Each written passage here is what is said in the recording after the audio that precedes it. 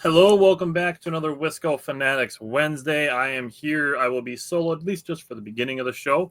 Jake will be joining shortly. He's got some stuff going on at home. But that said, we have a handful of Milwaukee Brewer games to discuss today. We have the fourth and fifth games of the Milwaukee Brewers series against the Cubs in Chicago from last Wednesday and Thursday.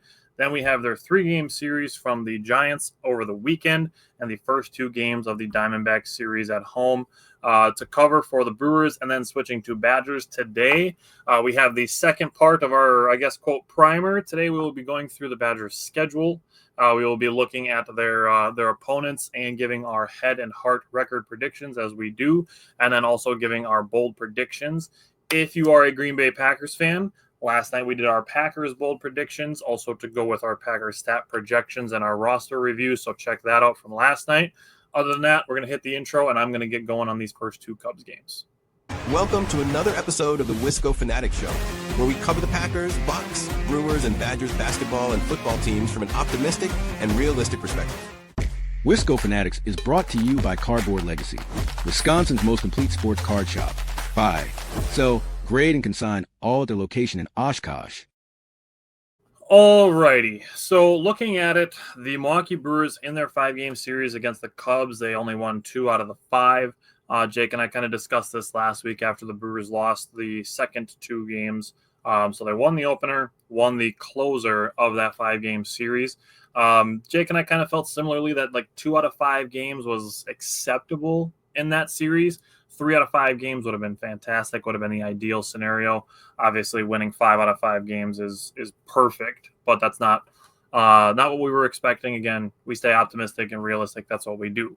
So I think realistically, a 5-game series, 3 on the road would have been acceptable.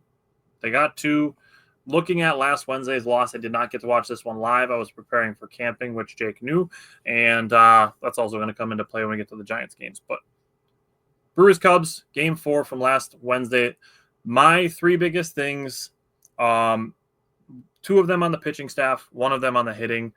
The Brewers at the plate did draw 3 walks in the second, didn't get any runs out of it, and that was the most base runners in an inning until they got to the 9th when they had 4.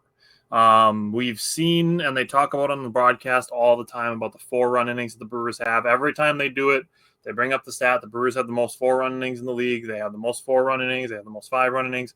They bring it up all the time because the Brewers are so good at stacking runs that way. This game, they just didn't have that traffic stacking that we talk about so often. The Brewers only had 1 inning of 4 base runners in that entire game last Wednesday, and it was the 9th inning. They did score 1 run, but weren't able to come back and complete the comeback. That said, looking at the pitching staff, Jacob Mizorowski was okay. He was not good, not bad, I would say. His first 2 innings were 6 up, 6 down. However, he did allow 3 batted balls that were over 99 miles an hour off the bat. Getting into the bottom of the third, his command did get a little loose. He allowed 2 batters to walk on 10 pitches combined, a 6-pitch walk and a 4-pitch walk. He did open this inning with back-to-back-to-back walks, but the third one, I'm going to give credit to Matt Shaw. That was the third at-bat of the inning. It was an 11-pitch at-bat that included 4 straight foul balls on 3-2 pitches. So that's a tip the cap to that. That's a tough at-bat by Matt Shaw against Jacob Mizorowski. But then after that, you get to Michael Busch, who followed those 3 walks with a 3-run double off of a fastball. That was on the outer edge, a well-placed pitch, I will say. But it was only in kind of a different type of way, only a 98.1 mile an hour fastball, which is not what we've become accustomed to seeing from Jacob Mizorowski. His velocity was down a little bit.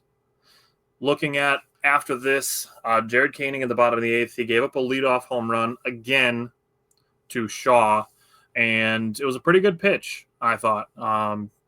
It was a 1-2 changeup that was below the zone, and Shaw went down and got it. I mean, it's credit to Matt Shaw. He had a good game. Just another kind of tip-the-cap situation, even though it unfortunately resulted in a Brewers loss. Going into Thursday afternoon, I was able to watch this game. Both teams grounded into a double play in the first inning. Top of the second with Christian Yelich on first. Bryce Terang destroyed a home run, kind of set the tone for the game. That was his 8th home run of August. A 108.2 mile an hour exit velocity into the wind for Bryce Terang. Jake and I have kind of talked about it. We haven't necessarily banged the drum about it, but we've talked about Bryce Terang having sneaky power. Bottom of the second, Quinn Priester had a lot of traffic, allowed 2 singles and a walk, had to throw 29 pitches, but did not give up any runs. That's obviously the big takeaway, is not giving up any runs. Had a clean third, a clean third in the fourth. He had a walk and a hit by pitch. In the fifth, he allowed a walk and a single. What I thought should have been a strikeout looking, did get a ground out. I think he got squeezed against Seiya Suzuki, who drew a walk, and with the bases loaded and 1 out, Nick Mears came in. Quinn Priester didn't have his best command on Thursday, but Nick Mears came in, got 2 flyouts that did let the Cubs get a run across their lone run that they scored. Grant Anderson came in for the 6th inning, and this is a trend that we are going to see continue for basically the entire rest of the Brewers games that we're talking about today. We're in a point where the Brewers are having to use the B bullpen in close games, and that's where the Brewers were in this one. Grant Anderson, using the 6th inning, allowed a leadoff single to the number 6 hitter, but then got these 7, 8, and 9 hitters all out. That's a tough move by Murphy to essentially put Grant Anderson in versus the bottom of the order and just trusting that he can get you through an inning. That's really where the Brewers are. That's where they are in the Chicago series. It's where they are now in the Diamondback series. We saw it when we get to last night's game from Tuesday night against the Diamondbacks. The Brewers are at a point where they are taking inning by inning any innings that they can get from any of their pitchers. 1 inning at a time. That's really where the Brewers are going with their 19 games in 18 days. It is a very, very tough stretch. Top of the 7th, Andrew Vaughn had a 1-out walk that broke 13 batters straight retired by Imanaga. And I will say this, I think Imanaga was getting a pretty fair strike zone, but it felt like to me the Brewers were getting squeezed a little bit. The bottom of the 7th, Jared Koenig allowed a leadoff walk. Kyle Tucker lined out to Bryce Terang for a pretty easy double play. I would say that's bad base running by Michael Busch. Just a line drive right to Bryce Terang. I don't know why he's like 8 steps off the bag. That's just bad base running.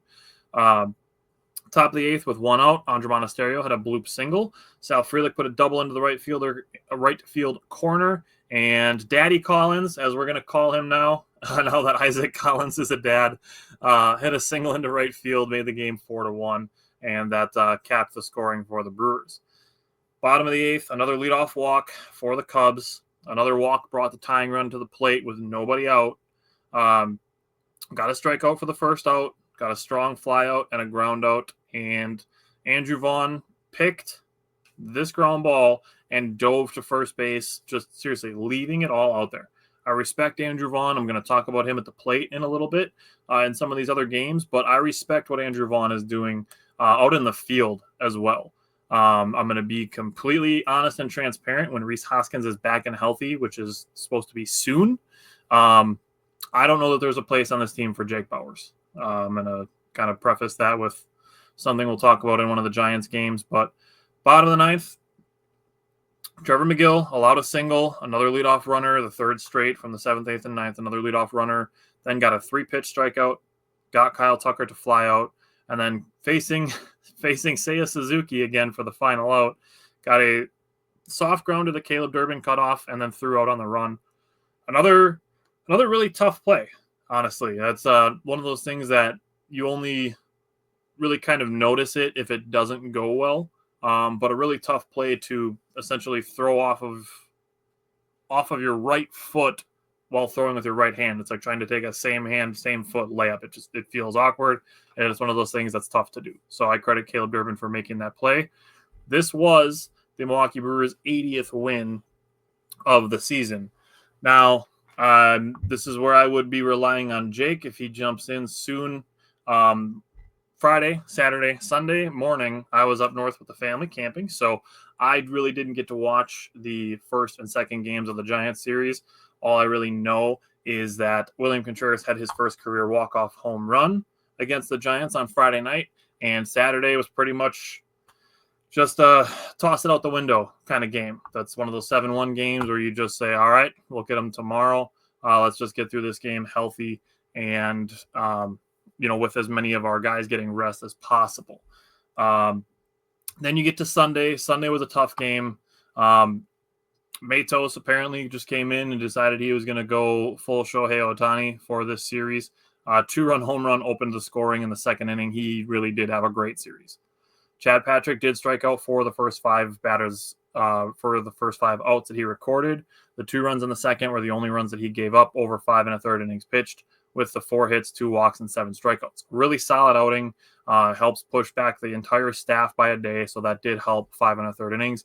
Like I said, with this stretch, taking game by game, inning by inning, every inning is being looked at like, how can we get through this inning? The Brewers really they have 5 more days, 5 more games until this stretch is over. I'm pretty sure it's 5 more days. I got to double check their schedule, but they're close to finishing the 19 and 18 days.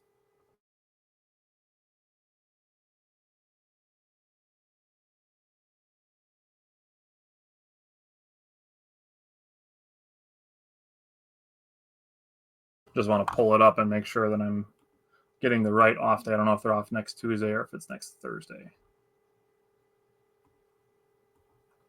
Okay, it is next Tuesday. That's kind of what I thought. It's a weird split series with the Phillies, but I think it's because they're on national TV for one of those days. Oh, it's for Labor Day. That's why. So Brewers will have a day off. Next Tuesday is their next day off. But again, like I said, this 19 games in 18 days stretch has 6 more games on it. 3 games against the Blue Jays, 1 against the Phillies, and then those 2 more against the Diamondbacks to finish up this 4-game series. Back to Sunday. Nick Mears came in the top of the 6th with 1 out, the tying run on second base. Got 3 sliders for a strikeout. Really nasty pitches by Nick Mears. His slider is very, very good. Then got Chapman looking with a painted fastball. Nick Mears, when he's at his best, is a guy that I trust in very high leverage situations. Shelby Miller came in. He got a clean 7th inning. Top of the 8th inning, Andre Monasterio laid off with a walk. The Brewers had led off with a single. Brewers had a 1-out single, but no damage to go out with 2 strikeouts. Trevor McGill pitched the top of the 9th and was up 0-2, not 2-0, 0-2 on Chapman, allowed a 2-2 double, then a 9-pitch at bat ended in a strikeout. Matos naturally gets a single, and the Giants brought Devers to the pinch hit, and Trevor McGill struck him out on 4 pitches. Just nothing but gas. No curveball, only fastballs, nothing but gas. Trevor McGill striking out Rafael Devers. That was a good moment where I was like, all right, the Brewers are going to win this game. Unfortunately, against the left-handed hitter, Jung-Hoo Lee got up to a quick 3-0 lead on him, walked him on 5 pitches with a base open. I don't necessarily hate that with a right-handed hitter on deck, but 2-out single gave the Giants a 4-3 lead. Trevor McGill just couldn't catch his curveball at the bottom of the zone. This was his 3rd blown save in 4 appearances, including back-to-back, only the 5th all year. Now, I didn't mention Abner Uribe in the 8th inning, allowing a leadoff single and a 1-out single, did have 2 strikeouts, didn't allow any runs. But if we're being objective, I really believe that the Trevor McGill shouldn't be the closer situation is a matter of recency bias. If I'm being honest, like I said, 3 blown saves in 4 appearances is obviously tough, but if it's 3 out of the 5 for the entire season so far, I don't feel that that's a large enough issue. I feel like that's kind of just a rough stretch, not like a panic button situation. Also, like I mentioned with Abner Uribe, he did not get through the 8th inning clean on Sunday either.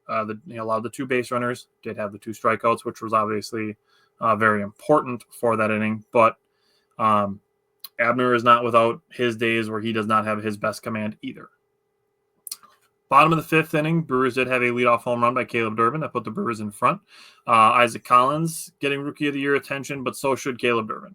The Brewers realistically have 4 guys who could all get Rookie of the Year consideration, being Caleb Durbin, obviously Isaac Collins, Jacob Mizorowski, and Chad Patrick, all guys that are probably going to get votes for Rookie of the Year. Obviously, they're not all going to get a bunch of first-place votes, except maybe Isaac Collins. I think he's the main guy that has a shot to win Rookie of the Year, but all 4 of those guys are going to be in consideration.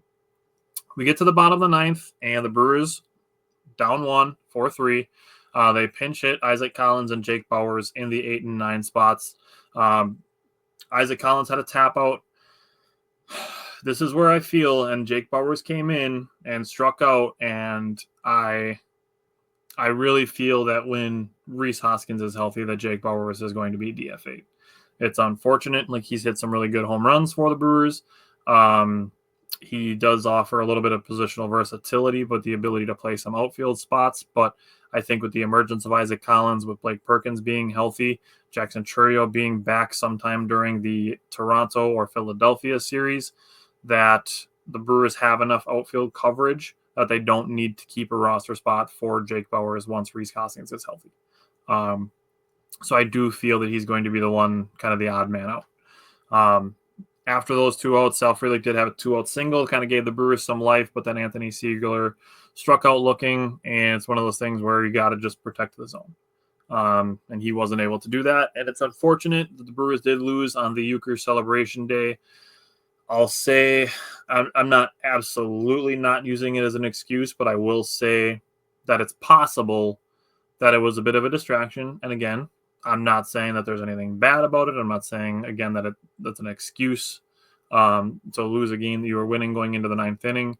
Again, if you look at the Brewers' overarching numbers on the season, their numbers are still extremely favorable for entering late game situations with leads. It's not something that I'm pushing the panic button on in any situation, much less when you're in the middle of 19 games in 18 days. And I'm going to keep hammering on it. I understand there's going to be people, well, you just can't use 19 games in 18 days as an excuse for everything. It's an insanely hard thing to do. You look at, obviously the NFL is the NFL. The level of contact and competition is not the same, but obviously they don't play more than 4 days apart. You look at the NBA, they don't like playing 2 games in 2 days or 3 games in 4 days, much less playing every day, which already comes with its own, levels of focus and routine.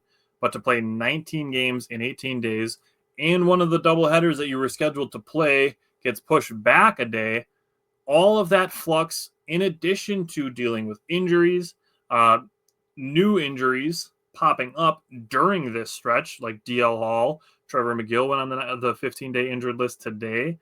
Joey Ortiz going on the injured list. Obviously, Chourio and Hoskins already were on the injured list.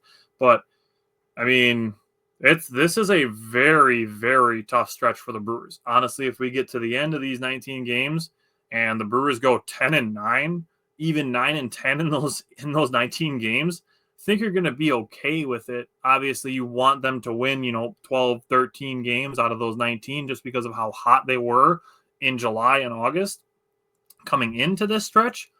But if we're being realistic, for them to win any sort of double-digit amounts of games in this 19-game stretch, which, again, I can't impress how difficult that has to be to stay focused, to stay healthy, to stay ready, and to be coming into all these games feeling good.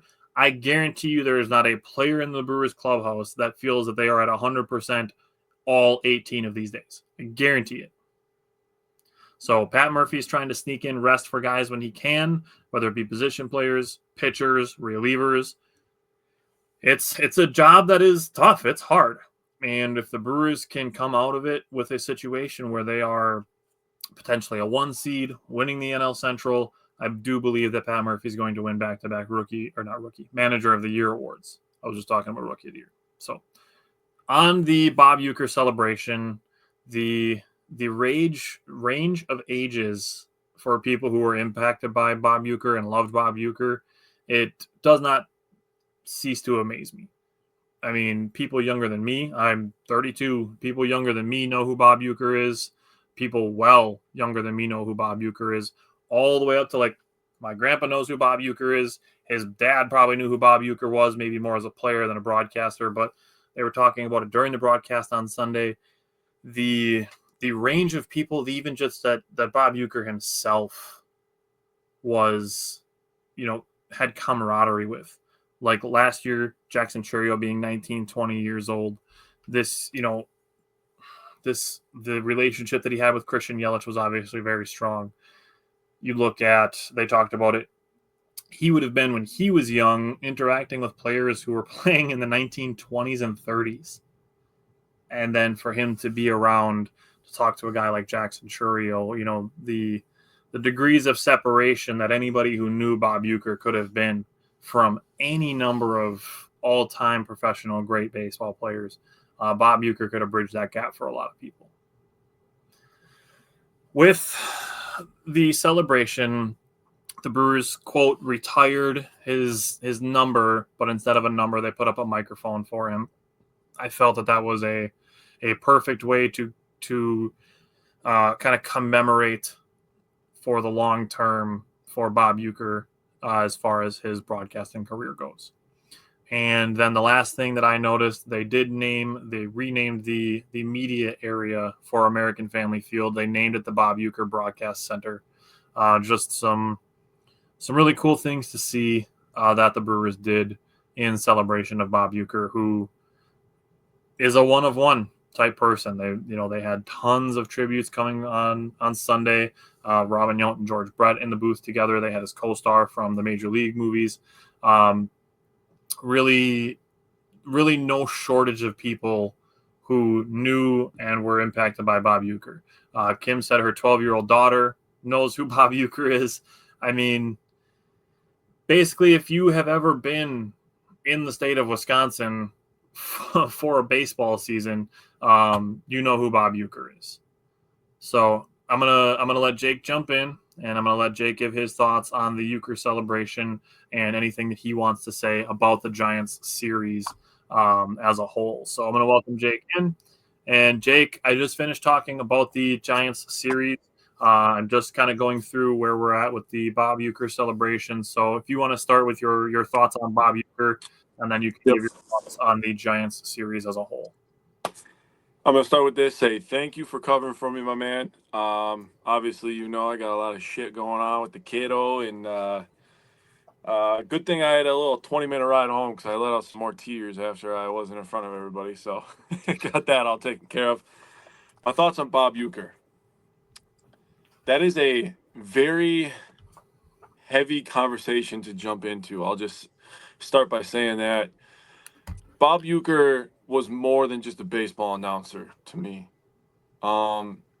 He elevated my relationship with my dad in a really, really hard part of my life where I was transitioning from, this is kind of me just being transparent. I moved in with my dad when I was in high school, and that's the year that me and you actually became best friends. Yep. So that was a really important year for me.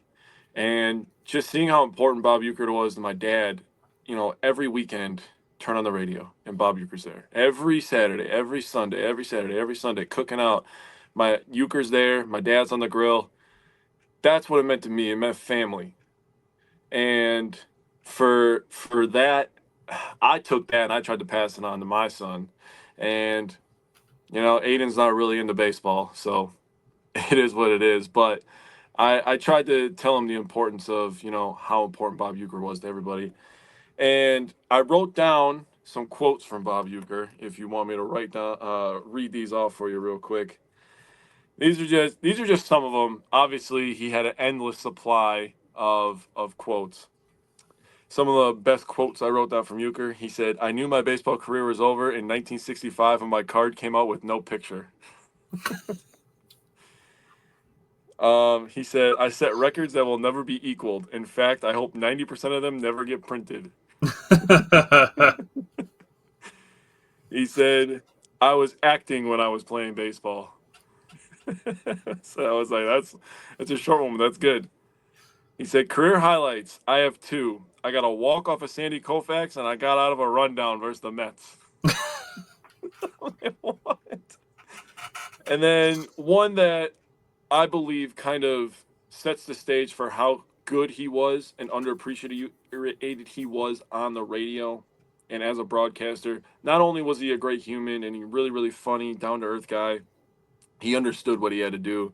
And he said, on TV, people see it, and on radio, you got to create it. And I love I that. don't think there's anybody better than Bob Uecker. He was so good in a game of baseball that everybody calls boring and too long, and they play too many games. Getting the opportunity to listen to Bob Uecker 162 times a year was a blessing for us that I don't think that enough people took took for granted. Now, I'll take a step back and I'll go back to game 1 real quick.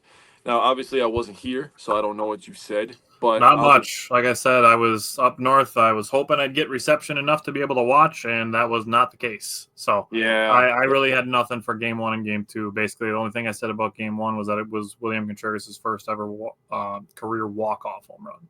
Yeah. So I had a few things here. So first of all, I wrote "Welcome Back, Willie." That was a little emotional for me too, and I loved that the Brewers, they did such a fantastic job. First of all, this last weekend, even though they lost the series to the Giants helped us out. Last night, getting a loss to the Cubs. Well, we got a win, but having Willie Adames back in town, a guy who was so important for us these last 3 years, on the weekend that we're celebrating Bob Uecker was absolutely vital for me personally. Willie Adames was here. He had 87 homers in those 2.5, 3 years that he was here.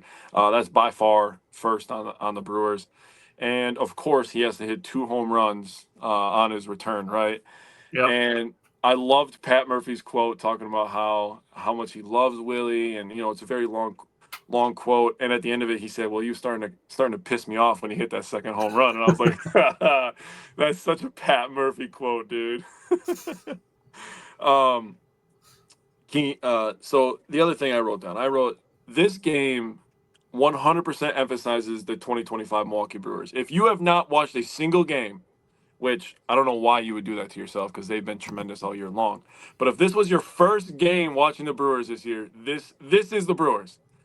They got a starting pitcher, Quintana, a guy who's been tossed around the league, been on a billion teams.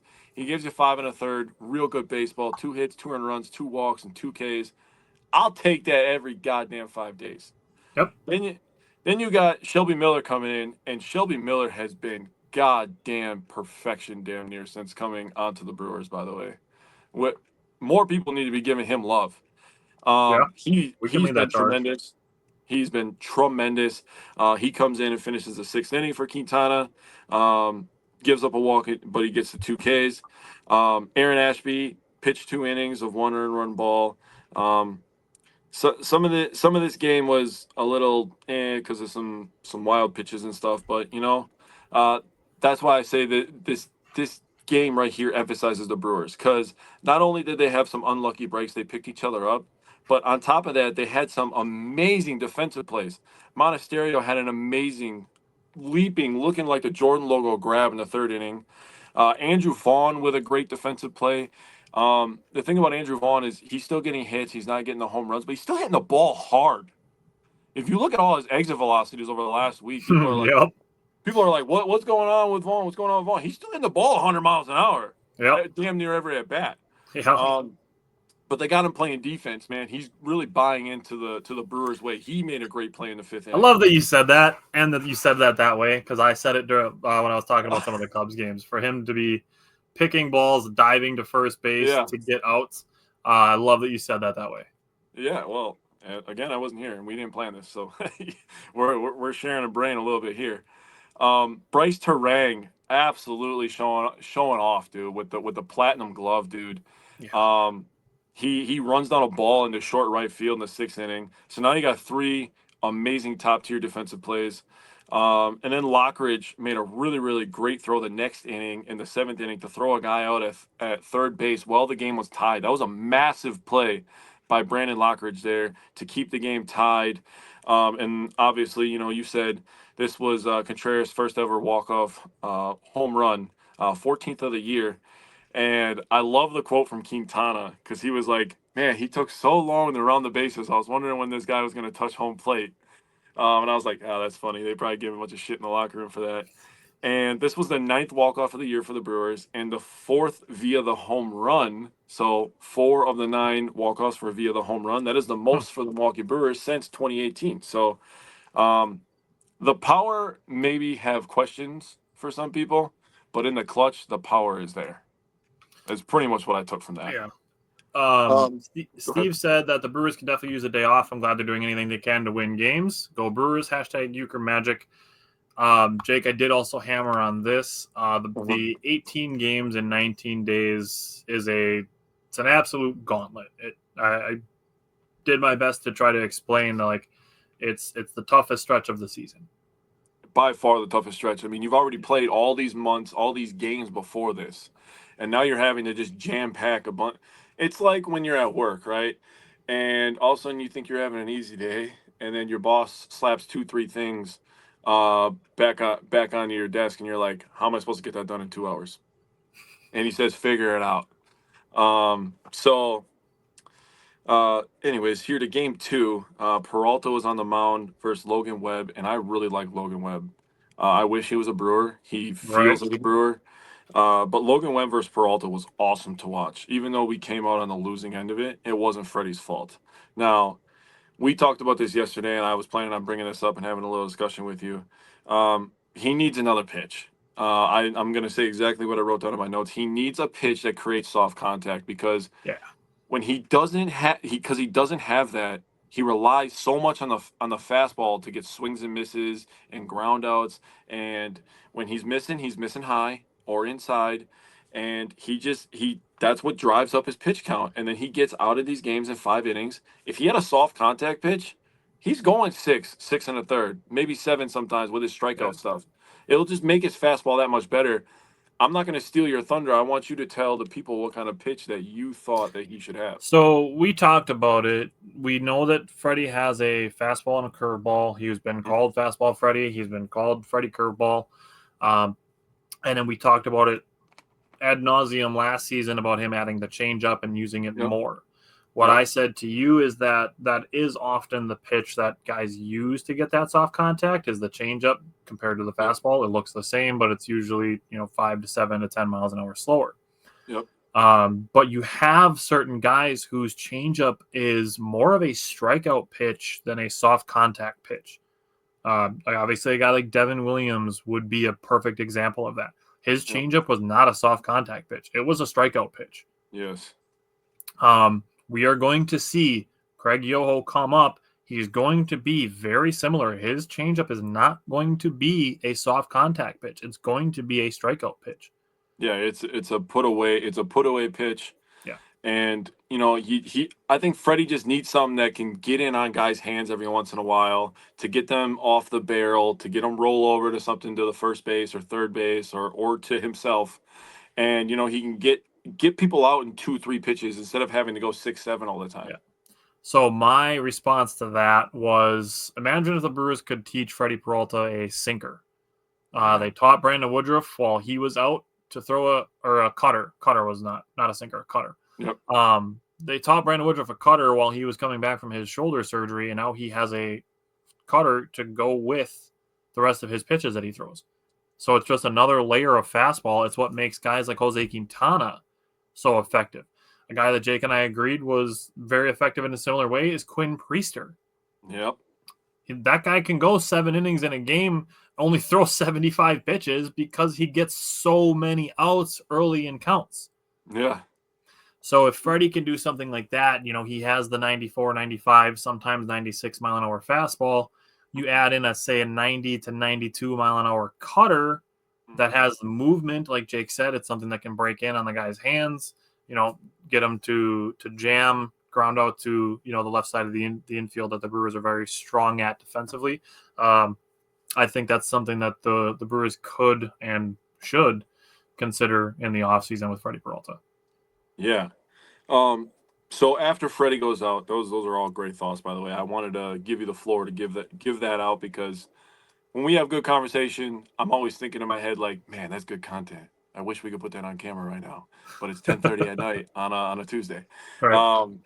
But you know, the rest of this game, Freddie goes out in 5 innings, giving up 2 hits, 0 earned runs, 4 walks, and 6 Ks. And he has 96 pitches. Grant Anderson comes in, and I was kind of on Grant Anderson last week, but this day on Saturday was not Grant Anderson's fault, in my opinion. He didn't get any help from the Brewers defense. 2 errors in the 6th, one from Monasterio, a throwing error that allowed Adames to be safe, and he eventually ended up scoring off of a double. And then there was an error by Siegler that allowed 2 runs to come across. And from that point, it was just kind of like, when I was watching the game, I wasn't even in the stadium, and I could feel the air leave the stadium. And he faced 8 batters. Then we get to the 7th inning. Rodriguez comes in. Elvis Rodriguez comes in. He pitched 3 innings. Carlos Rodriguez. Sorry. He faced 8 batters in the 7th. He allowed a single. He got an out, a double, and a home run. Then he had a walk, a flyout, a single, and a flyout. That was the 7th inning. And then the 8th and 9th inning, he did a good job kind of, just getting a couple outs and finishing the game so we didn't have to use anybody else. But that 6th and 7th inning was really just kind of a backbreaker for the Brewers. The offense wasn't doing much. 0 for 7 runners in scoring position. Durbin did have an RBI, so good on Durbin. He's been swinging the bat pretty well as well. I wanted to give him some credit where credit is due. He started a chain of RBI chain of consecutive days here. So the Brewers ended up losing this one, but wasn't all for naught, I think. I think just using 2 guys out of the bullpen was big for them at this point because obviously they have a bunch of games after this. But then we move on to Sunday. Obviously, we talked about the Euchre game. Yep. Just some of my thoughts on the Euchre game. Shelby Miller is like so good, bro. So goddamn good. I'm like, dude, this guy's a monster. Holy shit. Abner Uribe introduced everybody to the new skip dance that he. I'm gonna tell you what it is when we get to it. He when he did that and we were winning. I'm like, God damn, he's got more swag now. That's crazy. Dude, when he was doing all this, and the gun and then rolling the dice, the rolling the dice is like the craziest celly to me. I don't know why, but like I just think that's the coolest one. Now we got to talk about Trevor McGill, I think, here. Yep. Obviously, we know the news that happened today. I don't know if you talked about that. I did. I mentioned it. Yep. Okay. I didn't want to say it if you didn't mention it, but we know the news that came out today, and this obviously was the 3rd straight day that Trevor McGill pitched in this series and the 3rd straight time that he blew the save. And then we find out that he's been pitching with his arm not feeling great. And all those people that made comments now look like dumbasses. Look like dicks. Shocker. Also, man, it just kind of sucks, man, because you knew that McGill was out there and he looked like he was fighting, dude. He was giving everything. He was like, I just wanted to close this one out and just get this over with. And he bounced. He had no control over the curveball, dude. And that probably was the telltale sign that he was probably messed up. Because usually he's able to rein it in. Like he may bounce one, but when he starts bouncing multiple, it's like, oof. I feel like you can kind of tell when he's bouncing them on purpose versus when he's losing control of it. Right. And when he bounced the second one, I was just like, oh God, dude, we're so screwed. Just get out of this inning, dude. My thing that I said with the 19 and 18 is that I would guarantee that there's nobody in the Brewers clubhouse that feels that they are 100% during all of these games. Oh, absolutely not. So, I mean, now talking about the 19 and 18, they got to finish out the 2 games versus the Diamondbacks, right? And then they got a weekend series in Toronto. They play 1 game versus the Phillies, and then, man, September 2nd is going to be the greatest day of all time for the Brewers, dude. Because they are looking forward to that day. Yeah. Have an off day, play a couple games, and have another off day. That'll be tremendous for them. Also, if you guys are free on the 1st, you guys should all go support the Brewers because it's Dollar Hot Dog Day. I wish I could go, but I have a stinking wedding to go to. Not excited about it if you can't tell. Just continuing to talk about, the Brewers pitching here. I think Nick Mears, he's battling. He did a really good job on Sunday. I think Patrick, he looked a lot better in this outing than he has in the previous multiple outings before this. I thought he looked a lot more under control.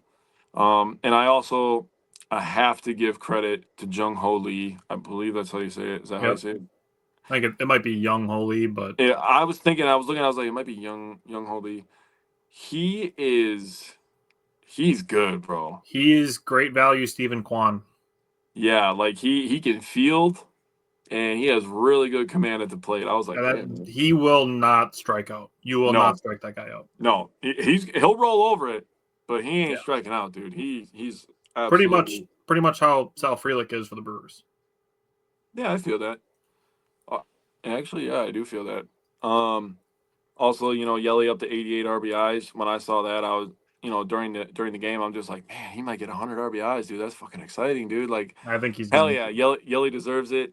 Lockridge with the RBIs, and when Durbin got that home run, and we were texting during the game, and we got the one solo shot, I was thinking like, all right, that might be enough cushion. We got it to, what was that, 3-1 at that point, or was it tied still?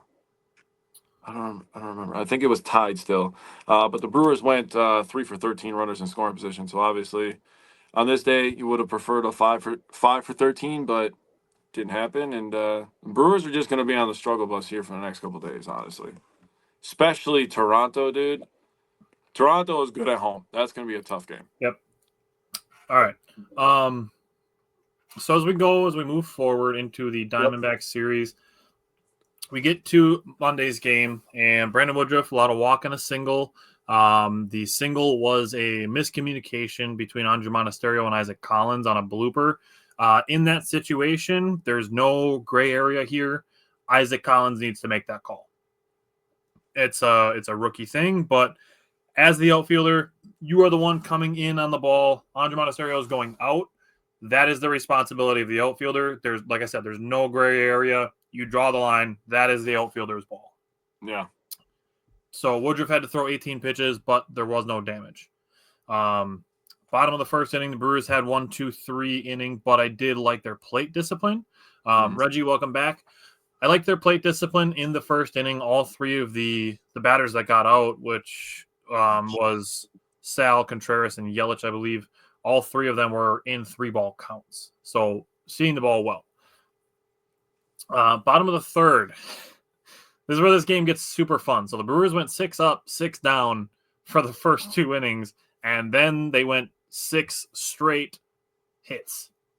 Yeah. Isaac Collins had a leadoff double, the Brewers' first hit of the game. Blake Perkins, with good plate discipline, was down 0-2, got back to 2-2 before hitting a single.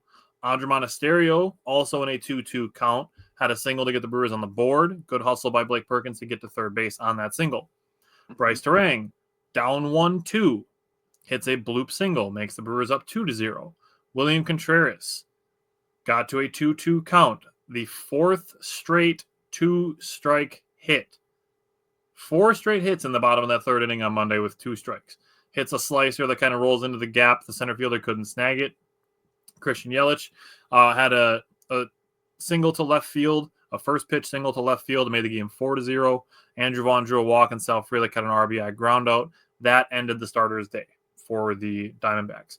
The guy that came in, they talked about it a lot on the broadcast on Monday and yesterday. The guy that came in relief for the starter on Monday did a good job of helping the Diamondbacks bullpen. The Brewers need a day like that. Yeah. Did see good job by Woody to get a 1-2-3 4th inning after the Brewers put up that 5 spot. Andrew Monasterio tallied another run in the bottom of the 5th with a solo shot on a 2-2 count. He fouled off 2 pitches before a 404-foot, 104.6 mile an hour exit velocity home run. That would have been a home run in all 30 ballparks. Yeah, it was crushed. Brandon Woodruff responds again in the 5th inning with 3 strikeouts, just painting with his fastball. Mm-hmm. The top of the 6th, the Brewers had a single, a hit by pitch, and a single. And the Diamondbacks got them. That got them on the board. Corbin Carroll hit a tapper of an infield single, just kind of into that no man's Bermuda triangle of first base, second base, and the pitcher's mound. And Trang had to kind of rush the throw, and Vaughn wasn't able to cover in time. Just kind of one of those unfortunate, like, baseball kind of things. Yeah, definitely. And then after that was a first pitch home run. So it's like, baseball gods, it's not all just luck over here in Milwaukee. They get unlucky too.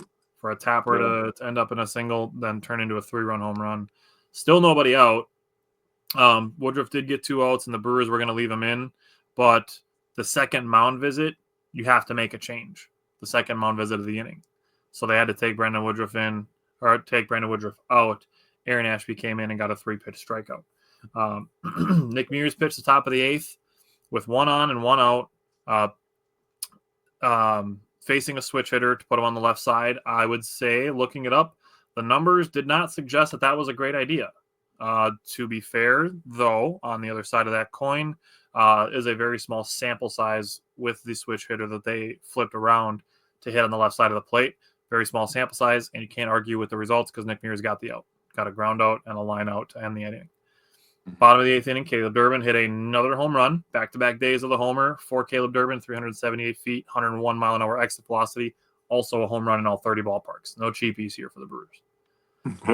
Top of the 9th inning, Abner Uribe came in the save. My personal opinion, might have left Nick Mears in to try to get the save in that situation just because he only threw 5 pitches in the top of the 8th to get those 2 outs. But Abner only needed 11 pitches to get the save. Made a really great play for the 3rd out to come off the pitcher's mound, get his glove up in the air, and make a backhand flip over to Vaughn at first base for the 3rd out. And I told Jake I thought I had a great caption for that. You've heard of Skip to my Lou. Welcome to Skip to my W. No. Oh. That's good. You should send that to him, bro. He might use that, bro. That's fucking good, dude. Yeah. That was my thoughts. So, Monday, what did you think about Monday's game? I'm fucking dumbfounded right now, dude. I don't know if I can talk. That was so good. Nicely done, dude. Damn. Wow. All right. So, so good. Nice. I talked about runners in scoring position versus the Giants on Sunday, 3 for 13. Well, on Monday, they decided to go 5 for 8. That's baseball, dude. They had 5 less opportunities with runners in scoring position. They got 2 more hits. I'm telling you, that's just baseball, dude. That's the most baseball thing of all time. Brandon Woodruff, he looked a lot better to me this outing. He took his first loss of the year, his last time out. Got a win today, well, on Monday. Yeah. And he got 8 strikeouts, dude. And I'm like, dude, this guy's starting to look like the Brandon Woodruff that I know. I mean, he's pumping it up there every once in a while, getting the 93, 94s. But the command is just elite, dude. Yeah. That's the first thing I wrote down. I was like, dude, Woody's command is just next level. He has the velocity and the command. He's like Quintana mixed with Freddie Peralta in the one pitcher. The command, he has the Quintana command and he has the Freddie Peralta fire. Not quite as much, but and he has the pitch, all the types of pitches that Quintana has. I mean, he's just a veteran, dude. He knows what he's doing up there. And I love Brandon Woodruff. Aaron Ashby, that guy is good, dude. That guy can throw a goddamn baseball. I love Aaron Ashby. The thing that I thought, though, and I wrote this down, the thing that I thought about Aaron Ashby when he was coming up, I thought that we were going to be seeing more like 3-inning outings from him. Not as many like inning and 2/3. I was like, okay, we're probably going to get more like 2 and 2/3, 3 and 1/3 like outings, like actually save bullpen kind of days. But I mean, if this is where he's more efficient, I'll be okay with it. Abner Uribe, man, doing the skip again, and all these people. The only thing I saw on Sunday night was all these people talking about how Abner Uribe needs to be the closer. Abner Uribe needs to be the closer. It's like, dude, can we slow down? Yeah. Did we just forget like 2 months ago where Trevor McGill was a goddamn all-star representing the Brewers in Atlanta? Did we forget about that fast? That's incredible how fast people's memories are when it comes to how successful people were. Yeah. Mind you, I do have some thoughts on McGill. Now, he did do an interview with Sophia and a bunch of other people like Todd Rosiak and all that stuff. And he did say, because he's had this injury before, he said that this one doesn't hurt as bad as the last time. And he thinks that just, being out for the 15 days, because he's on the 15-day IL, right? Not the 10-day. Yep. he does think that he could come back after the 15-day stint. Now, I looked it up because I was interested when I heard about it. I looked it up. I was like, well, what is the average like recovery time for this? And they said 4 to 6 weeks. That's what it says online. Now, obviously online, every time you look something up, they tell you you're going to die from the freckle on your back. So, Yeah. Take that for what it is. But if it was the 4 weeks, that would be September 24th. And exactly 4 weeks is September 24th. The Brewers' last game is September 28th, I believe. So if he's at 4 weeks, he's still going to be back before the playoffs start. The Brewers can hold serve and get that 1 seed. They'll have a little, another extra week for him to rest and everybody to get all the bruises and nicks and bumps all taken care of. So right now is not the time to hit the panic button on Trevor Miguel. Okay, people? Hey, I said similar things. Also, he's the closer. Yep. Uribe is the setup man. Yep. He's very good in that. Trevor Miguel's very good closer. We now have a couple people. We have Shelby Miller, 7th inning guy. That guy's fucking elite, dude. 7, 8, 9, lockdown. And then you have 5 pitchers that are going to be vouching to start in the playoffs because you have all these off days in between. All these guys can pitch multiple times. The Brewers are going to be fine, people. Okay? This 19 games in 18 days is really going to put a tax on how you are as a fan along with how the team performs. Yeah, which is I like absolutely insane for me to say. I like that you said that, though. I mean, it's true. Yeah, that's a really fair point. Christian Yelich, 2 more RBIs, up to 90, dude. Not that I'm counting. I really want him to get to 100. Oh, we're gonna count because I'm gonna put it up. This is the National League RBI rankings. Number 3 right here is Christian Yelich. I can't see that on my phone. Who's on top there? It's Kyle Schwarber and Pete Alonso. Well, how many does Schwarber have? 110. Jesus, that's the MVP this year, dude. He's the MVP. Yes, he is. He's Pete Alonso has 105 RBI, but Christian Yelich has 26 home runs and 90 RBI. He trails Pete Alonso, who's played 6 more games, has 23 more plate appearances, and a 7 points lower batting average. Yelich is only behind by 3 home runs and 15 RBI, behind Pete Alonso, who's going to be making probably $40 million a year next year. Yep, he's going to get paid a lot of money. So, yeah, we can kind of pump the brakes on Christian Yelich to paid. No, he's paid properly. If you ask around baseball, and I'm talking real like baseball people, the one household name is Christian Yelich. He's the household name on this roster. Mm-hmm. Now, maybe Contreras might come up in conversation, but if you're talking like real like household names, yeah, it's Christian Yelich. Yelich is the household name on the Brewers. So people need to show some goddamn respect. Yep. I feel like Christian Yelich is starting to enter the territory that Chris Middleton was in, where Middleton was so goddamn good and so goddamn consistent every year that people, when he would make a mistake, people would just dog him for that mistake. Yeah, and it was just unfair. We're in a realistic spot where Christian Yelich could legitimately finish top 5 in NL MVP voting. He could very easily. I've seen recently. I've seen him around 7. I mean, I could see that, dude. We talked about this. Now, he wasn't the one that got going first, but he was the one that carried the hot streak the longest on the Brewers and really turned the season around when the offense makes the lineup go. Yeah, he's the engine, you know. So having him up to 90 RBI, tremendous. Monasterio, Terang, Frelick, Durbin. I love when multiple people are contributing. Now, the Brewers, like you said, had a big inning, and they also gave up a big inning to the Diamondbacks. And I'm watching this game, and I'm like, I know it's tough, guys, but I need you to cut this one out, dude. Right. You guys need this win after what happened yesterday. Like, I really felt like they needed this win for psyche reasons. Like, if they would have dropped 2 in a row, like after how they lost, on Sunday, I would have been a little worried about the psyche. Been like, all right, you got to reel it in a little bit here. You don't want to slide too much. Now, I'm not hitting panic button or anything like that. And everybody's like, oh my God, the division leads down to 5. Oh my God, the division leads down to 6. I can't believe it, dude. The division's cooked. They're going to lose. Do you understand how much of an idiot you sound like? There is 29 games left, bro. They're not blowing a 6.5 game lead in 29 games. Yeah, they're not the Cubs. They're just not doing that. They play too good a defense. They pitch too well. They hit too well. They run the bases too Their well. lineup is too balanced, is what I think. Dude, they're good. They're gonna wrap up the division by the It's not middle. like Yelich and Contreras go cold and the Brewers forget how to score runs. It's like, oh shit, there's still 7 other woodpeckers in the lineup that we have to pay attention to. I love that because that's how it used to be, right? Yeah. If Yelich was having a bad day or Contreras, or when we had Adames is 0 for 3 and he has a strikeout and he grounded out, he grounded into a double play in the 4th inning when we had a chance to score some runs. Like that's how it used to be. That is not how it is anymore. So they're not going to blow the lead. They did a good job moving the lineup around. You stole my notes about Durbin having back-to-back home runs, back-to-back days, and he hit it very far. So You can go they first win for on last Monday. night. Huh? You can go first for last night. All right. Well, I told you I didn't get to watch some of this game because I had to watch my son's first football game. It's been, if you guys lived a day in my shoes, I tell you what, at this point right now, I have 32 hours of working. I had to watch my son's football game.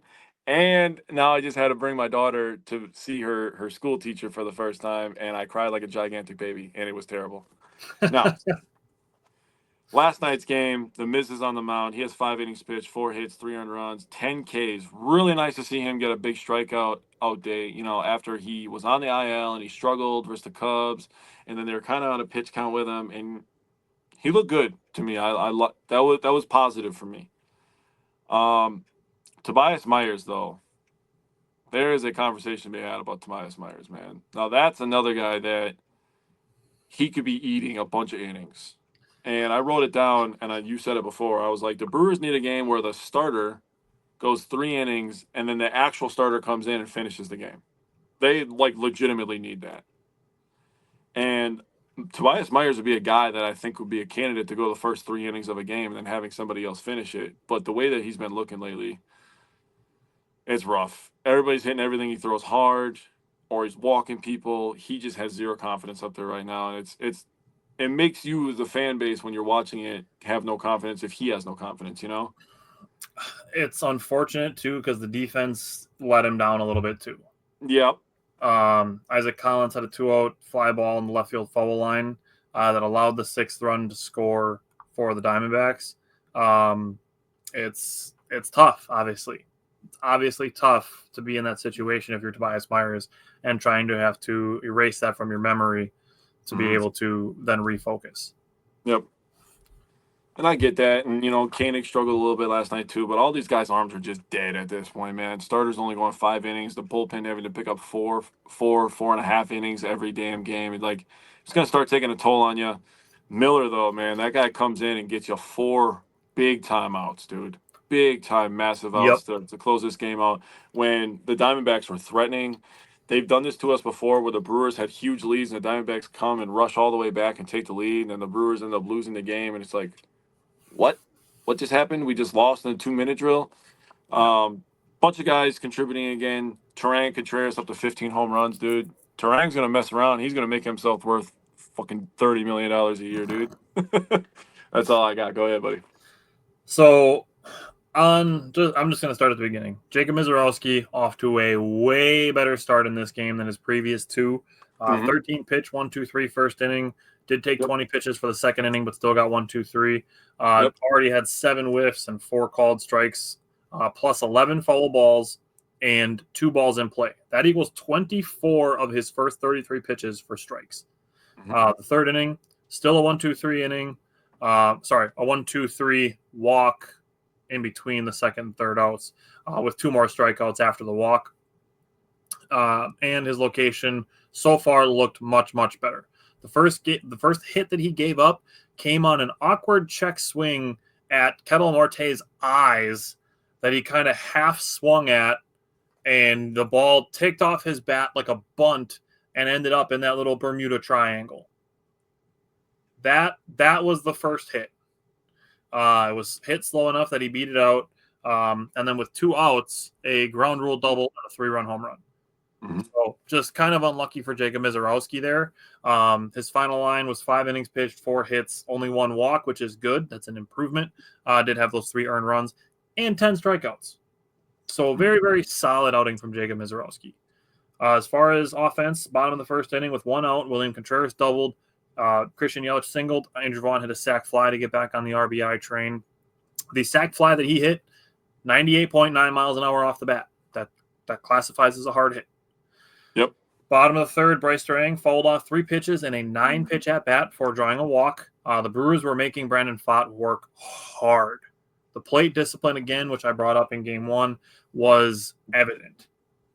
William Contreras went from an 0-2 to a 3-2 count, turned it into a monster home run, 110.2 miles an hour off the bat, 441-foot home run for William Contreras. Yeah. That is a mashed baseball. That was a home run in 31 of 30 ballparks. Yeah. And 4 NFL stadiums for good measure. 4 NFL stadiums, for sure, dude.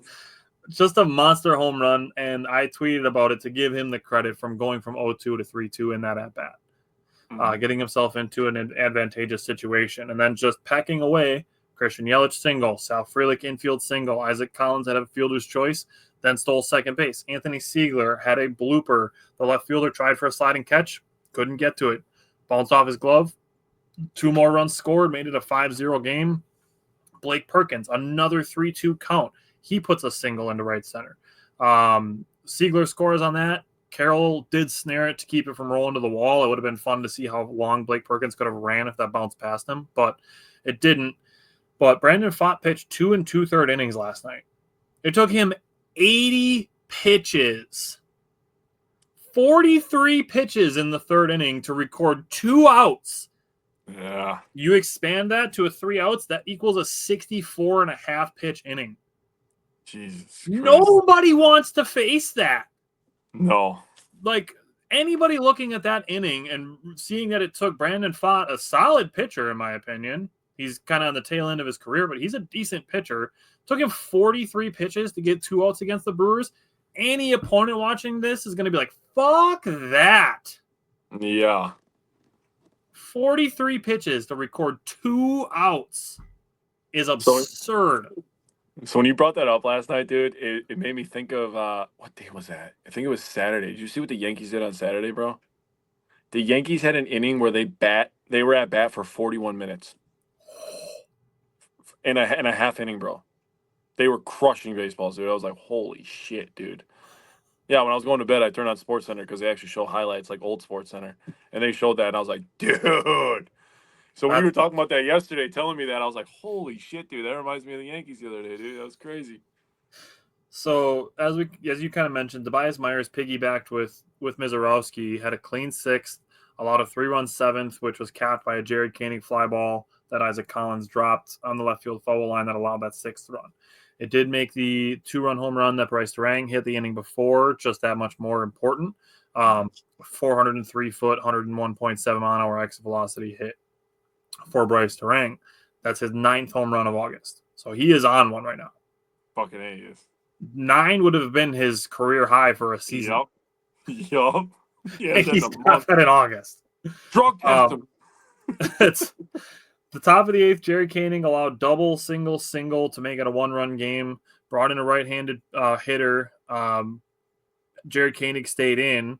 Did get a called 3rd strike, and then a left-handed hitter. Got up 3-0 against him. That turned into a K. So I do give Koenig credit for those 2 at-bats. But then another right-handed hitter who is a switch hitter. Koenig got ahead 0-2 and then gave up a game-tying single. Again, the 19 games in 18 days is looming. It's really tough to be in this position. The Brewers in the 9th inning, Shelby Miller came in, gave up a leadoff double, got a pop out, then an Andrew Monasterio web gem, a great diving play. He wanted to go to 3rd base to try to get the lead runner out. Wasn't an option because Siegler was looking at the ball at first as well, trying to make a play on it. But Andrew Monasterio popped up and made like a 1-footed falling down throw on a hop to Andrew Vaughn to get the runner at first. Dude, the Brewers do not win without that play. I can't believe he had enough on the throw to get him out, dude. That was amazing. Amazing. They did intentionally walk Gabe Moreno to force a 191 season. 177 career hitter to the plate. He struck out. Shelby Miller threw him some nasty splitters. And then, going into the bottom of the ninth, William Contreras had a single. They had Lockridge run for him. Christian Yelich had a good at-bat to draw a walk. Andrew Vaughn was up 3-1. He drew a walk. Bases loaded for Sal Frelick. Hits a sac fly, not deep enough. Isaac Collins comes up with one out. His sac fly is deep enough. So Brewers win, obviously 9-8. Isaac Collins gets another walk-off. The 93 pitches that Jacob Misiorowski threw was a career high. That's, again, 19 games in 18 days. This was the nobody left in the Brewers bullpen game. Yeah. I said it to you. I'm like, we really could have used Tobias Myers to finish this game. I'm really hoping that, like you said, that they have, one of these games where they can do the thing that they've done with DL Hall and Quinn Priester, who we can just roll right into it. Quinn Priester, his start is being pushed back to Saturday. He's got some wrist soreness, so he was originally scheduled to start tonight. The Brewers are going to use Aaron Ashby as an opener for Eric Fetty, a guy that they were already knowing that they were going to bring in yesterday, with Trevor McGill going to the injured list. So Eric Fetty is here. He was the guy that I wanted at the trade deadline last year. He went to the Cardinals instead and did not pitch well, got DFA'd, and now he is in Milwaukee. So it'll be interesting to see if the Brewers can kind of fix him. If that's the case, then I'll be excited. Obviously, the Brewers have a great track record. They deserve blind trust when it comes to pitchers. Yeah. The Brewers have 2 more games against Arizona tonight and tomorrow afternoon. Then, like Jake said, they play 3 at Toronto and then the first game of the Philly series. So we will have 6 Milwaukee Brewer games to discuss next Wednesday. We will also, next Wednesday, we will have a Wisconsin Badgers football game to discuss. Yeah, we will. So we're going to bring in Mike, and looking at the Badgers schedule, very excited. Tomorrow night, Thursday night, Badgers, we get football. I'm super excited. They play Miami of Ohio. That is game 1. Game 2 is Middle Tennessee State. Game 3 is at Alabama. Then they are home against Maryland. Then they have their bye, an early bye, similar to the Packers. Then week 5, or their 5th game, they play at Michigan, home against Iowa, home against Ohio State, at Oregon, versus Washington at home, at Indiana, versus Illinois, and they end the season at Minnesota. So I will give you guys the floor if there are any games that you want to highlight that you are looking at specifically, and then we can kind of go through and give some win-loss head and heart record predictions like we do. Yeah, go ahead, Mike. Yeah, sure. I mean, obviously, it's no secret that the schedule's definitely a gauntlet this year. But I think, when you're thinking about like going into this season, especially after the last 1 to 2 seasons, we've kind of, have failed to like have like that identity, so to speak, right? And I think that's the number one goal going into this one season, right? We want to establish the run game again with Coach Grimes, and we want to actually start being, there's a lot of areas on defense, for example, that I think we could definitely improve on. I think if there's a coach / player that needs to really like prove themselves this year, I think it is Coach Tressel. I think you could actually argue that he might be kind of like on a watch list. Like, hey, like if you have a bad year, we might have to go a different direction, just in terms of not stopping the run, tackles for losses, sacks. But that being said, I think they made a bunch of improvements during the offseason. So I think it starts with like, during the offseason, I'm looking at Iowa, Minnesota, basically the Big Ten. Let's start there, right? I mean, Iowa specifically, who gives up 42 points to Iowa, right? So, during the spring practices, Coach Collins, like after every single practice, he made all the players do 42 freaking push-ups after every practice just because of like Iowa, right? So I think you got to start with, in terms of importance, in terms of, for this program, going forward. I know there's all these games you can, say your reasoning, right? But I would start with teams like Iowa and even Minnesota. Start with your rivals, work your way up from there. But again, you can make a case for all of these. Illinois too, right? That's right in your backyard as well. But that's how I would answer that question.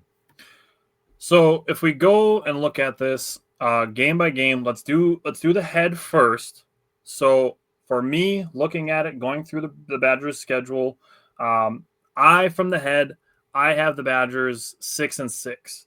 I have losses at Alabama, at Michigan, versus Ohio State, at Oregon, at Indiana, and against Illinois. So I have them beating Miami of Ohio, Middle Tennessee State, Maryland, Iowa, Washington, and Minnesota. Those are the 6 wins and 6 losses I have for the Badgers on their schedule. So, Mike, what do you have from the head, and which games are you looking at? I honestly got 7-5. I like it. You call it a little optimistic, but hey, on this show we don't apologize for ever being optimistic, right? So, I obviously Miami, Ohio. I got us winning 31-13 tomorrow, covering the spread 17.5. I think it's kind of a slow start, but then we really pick it up in the second half when we stick it to them. So, Middle Tennessee, I got to win. Alabama, I think we got a tough loss on the road, where I think dealing with their receiving core, even though they do have a new quarterback starting for them, that'll be interesting to see how we adapt to that. Maryland, I do have a win. Unfortunately, we go to Michigan. Then after a bye, I did do a kind of a coin flip from my head on this, how I wanted to treat this, but I do think we go on the road and lose to Michigan. Iowa, I made this more of a pride thing for me. I think we find a way to get it done at home. Like I kind of literally just mentioned about a minute ago, these guys, this is engraved in their goddamn heads in the offseason of this game.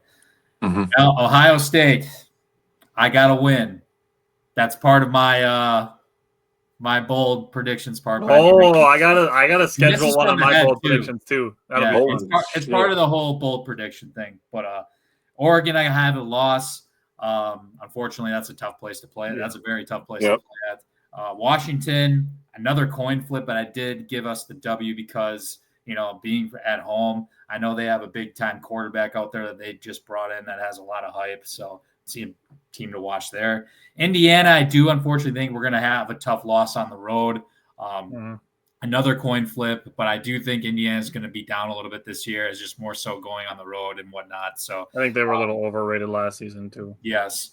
And then Illinois, I unfortunately have another loss here too. I think Illinois could damn well come close to winning the Big Ten this year, in my view. They have damn near everybody coming back this year. They are out of the 9 out of the 10 teams starting from Bama going through the rest of the year. 9 out of the 10 teams have new starting quarterbacks. The only one that doesn't is Illinois with Luke Altmaier. He's good. And this is his 3rd year starting, right, in the program. But it's not just him. They got a bunch of dudes coming back, and I think Illinois is actually in for a good year. And then Minnesota, there's no way in hell I could give us a loss against them. I think we win for sure. We got to get PJ back, man. Last year was a huge disappointment with how the season ended, especially in that game. It looked like we didn't have a pulse at all out there. So we got to get that axe back. But 7-5 is what I'm going with here. Yeah. Jake, I had 6-6 from the head. What is your head record prediction?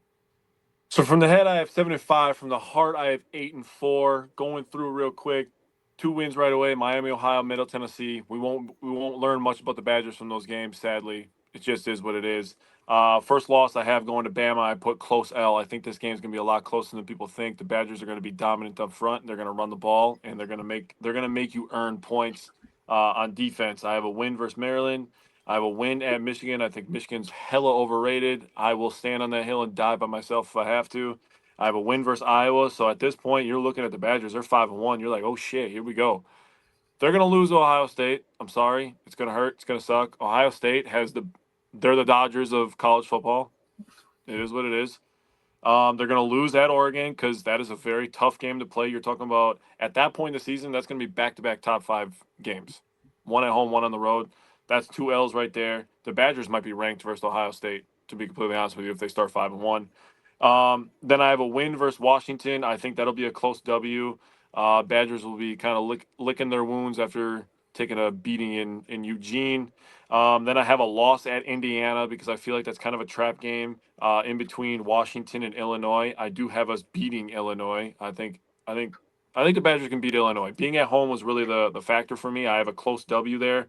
And then November 29th, I'll never write down an L next to Minnesota because they don't deserve that. So I have a W versus Minnesota.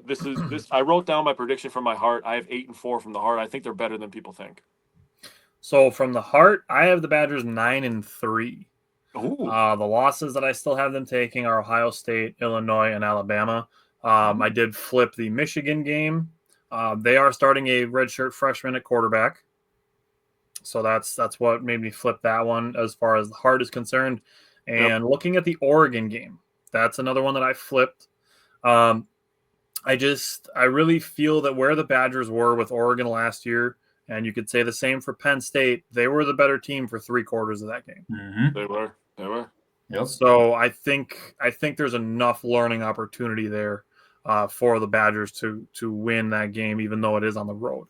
And then the last one that I flipped was at Indiana. Kind of like I just said, I do think last year they were a little bit overrated. Their schedule was a little bit easier last season, which I think helped them in their undefeated stretch that they had. So I have 6-6 from the heart, 6-6 from the head, and 9-3 from the heart. So Mike, what are you looking at from the heart? Yeah, it's 9-3 for me as well. Basically, the games that I'm flipping is Michigan. Basically, exactly what you just said. Yes, Bryce Underwood, big time quarterback, whatever. But true freshman quarterbacks make mistakes, and I don't see why this guy is going to be any different from that. So I flipped that one, and then I also flipped the Indiana game as well. I'm not going to buy Indiana being a college football playoff team for 2 years in a row. I just don't see it happening at all one bit. Nope. And I do have Ohio State obviously winning this too. I really, really think this is in year 3. Luke Fickell wants this game. You got to remember, this staff is a lot of Ohio people. They want to get these dudes. I can promise you that right now. This is circled on their calendar, as a staff too. And, going back to Tyler's point with the whole playing last year, like we were one possession away from beating Oregon, Penn State. Ohio State was damn near the same thing too, and they came at our place 2 years ago with what we had. So I think if we get a night game there again, and Cam Brown's going to be buzzing, Jake, as you said before, we could damn well be a ranked team going into that game. Anything can happen at night. So I think this is the year where Luke Fickell gets his first signature win.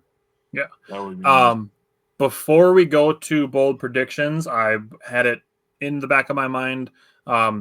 Since we put that this was going to be the show that we did our schedule review on, go watch Scary Alvarez's breakdown of the Badgers schedule.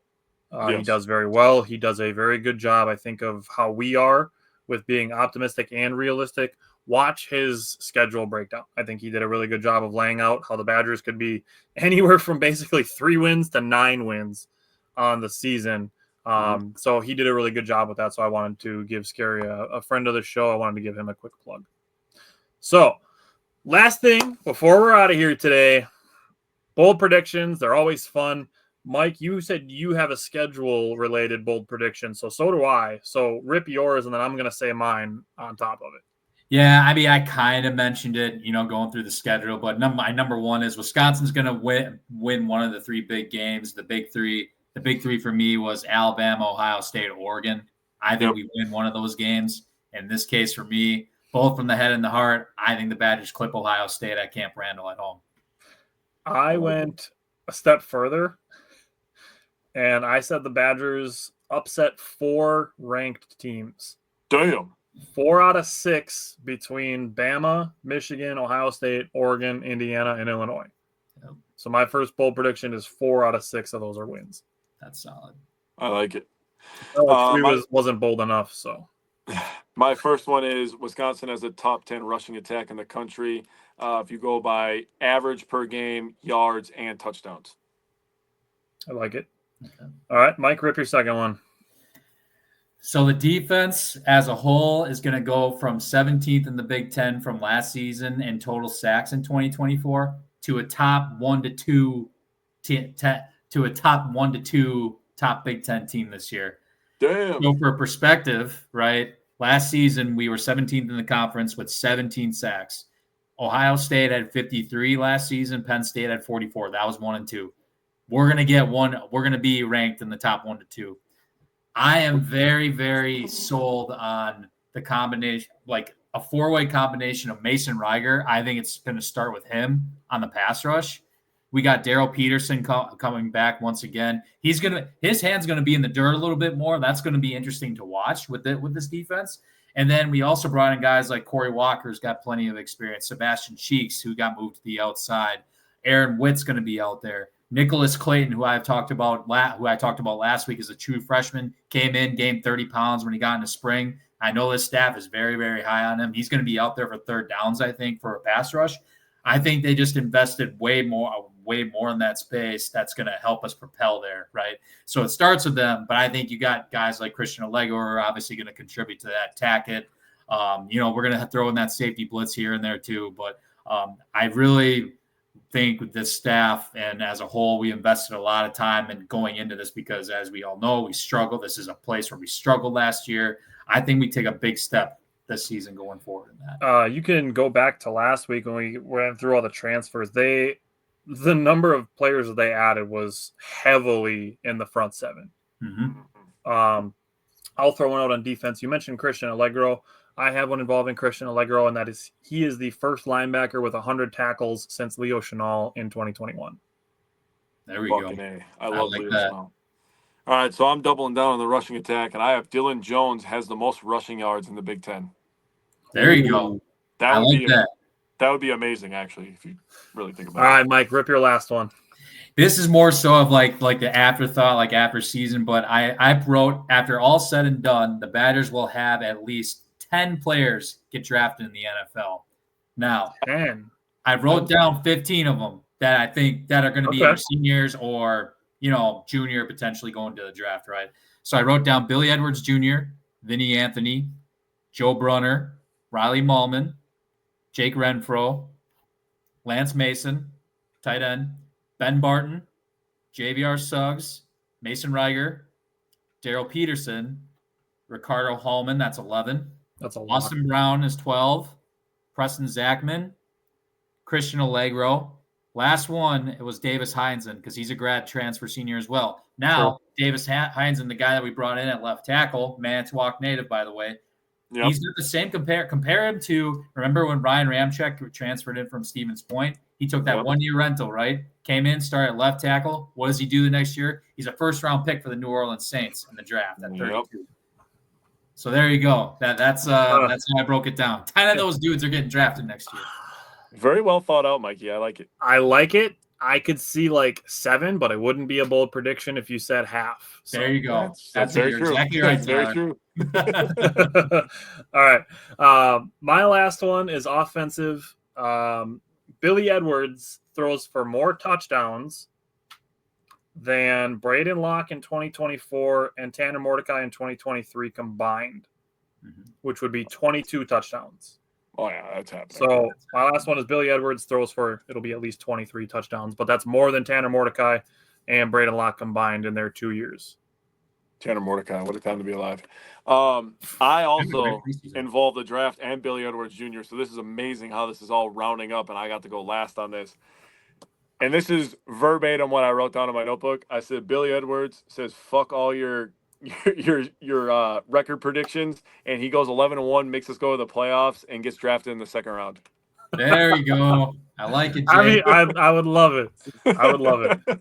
We don't call them lukewarm predictions, so. Dude, I was doing the first couple, and I was like, these are cool. These are cool. I'm like, I got to have a really fun one, dude. I got to just put one out there that's just crazy, bro. So, I like it. All right. Good job, guys. Thanks, everybody, for tuning in. We will see you guys next week. Next week, we will have a Badgers recap to do. So very, very excited for that, as well as the 6 Brewer games that we'll have. So thanks, Mike, for hopping in with us to go through the schedule, look at our record predictions, and give our bold predictions. We will see everybody next Wednesday and next Tuesday. Next Tuesday, we will also have a Packers show. We have a Packer preview next week. So join us for that, and we will see you guys next week. Go Badgers. Better fellas. It's football season, people. Let's go.